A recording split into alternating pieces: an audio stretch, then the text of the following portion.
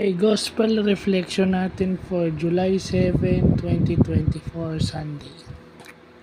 So, itong gospel na to, tinatamaan tayo, no? Lalo na tong kapansanan ko. Di ba? Ito ang source ng aking rejection sa buhay. Yun yung gospel ngayon eh. Kahit ang Panginoon mismo na hindi siya exempted sa rejection. Hindi siya exempted sa mapanuring mata o sa kritisismo ng ibang tao. At ang masakit doon, yun pa ay galing sa kanyang mga kamag-anak at mga kalugar niya o doon sa Nazareth. Kaya kung mapapansin nyo, konti lang daw yung ipinakita ni Lord doon na miracles kasi hindi naman na nagpilit si Lord. So yun lang yun.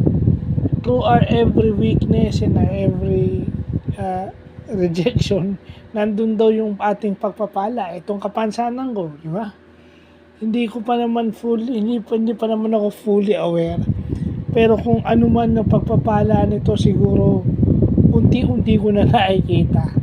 Siguro magbigay ng inspirasyon sa ibang tao dahil na-reject ako ng maraming tao. Oh. Pero ang inspirasyon ko para tanggapin yung mga gaya ko at sumalungat sa kung ano yung nakikita kong mali. Yeah. Kasi hindi naman lahat ng bagay i-reject mo at hindi naman lahat ng bagay itatanggapin mo, lalo na kung mali.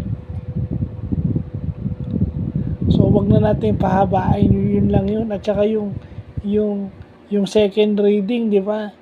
Sinabi ni Lord kay St. Paul that through your weaknesses or through your sufferings or weaknesses, mag-glorify at makikita ang grasya ng Diyos.